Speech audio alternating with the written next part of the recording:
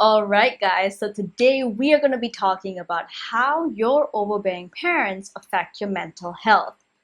Now the reason I'm making this video is because a lot of people don't realize just how big of an impact our parents have on us. And we never really question our parents' parenting style. And here's the thing, if we don't actively characterize their parenting style, we end up never really figuring out the origin of a lot of our self-sabotaging beliefs and traits, as well as not creating a set of rules on how to interact with them that's best for our mental health.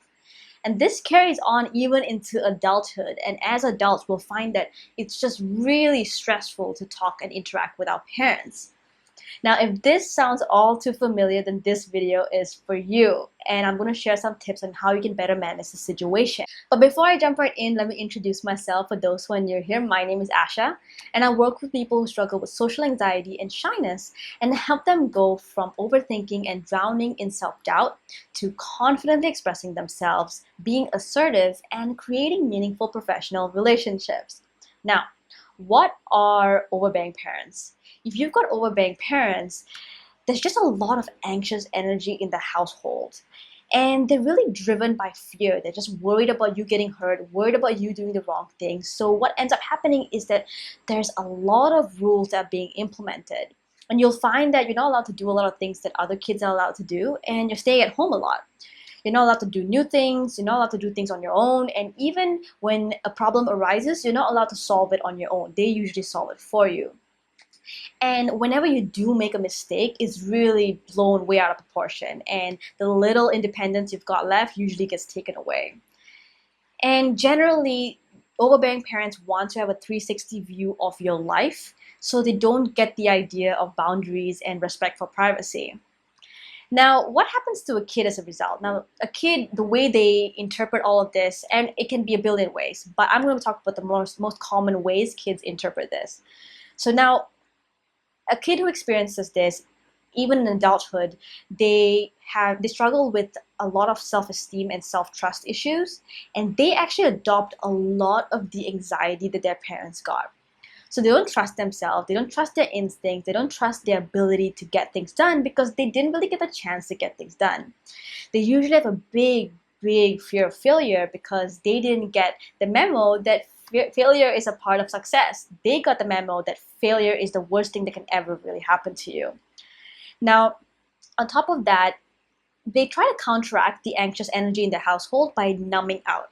So they often use this mechanism of just detaching from a lot of their anxiety because they do feel internal anxiety, but they want to kind of balance the energy of the household, so they really numb out.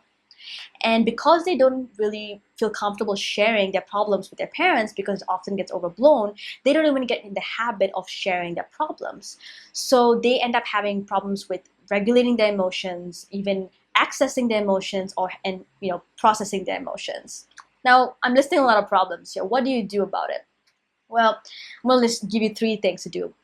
The first one is that be very aware that all of these negative traits, all of the self-esteem issues, all of this anxiety, it is learned behavior. It is not a part of you, and that's why it's so important to learn the origin, because you recognize that all of these things were just strategies and defense mechanisms against certain experiences rather than just hardwired into your DNA. And it gives you all the more control because if it's learned behavior, it can be unlearned. Number 2 is whenever you're interacting with your parents now as an adult, be very aware of how their anxiety transfers over to you. That is very important because if you're unaware of it, you do not realize just how much anxiety is being transferred to you all the time. And number 3, what you need to do is set boundaries and topics that you just do not want to talk about, because you recognize that whenever you talk about those topics, your anxiety gets aggravated and your parents really perpetuate their anxiety and fears onto you.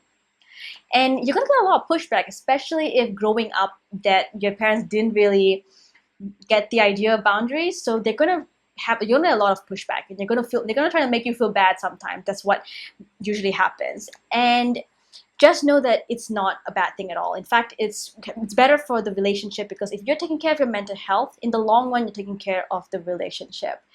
So don't be afraid to set boundaries and set topics that you just do not want to talk about with your parents, and be proud of that. Be proud that you're taking care of your mental health.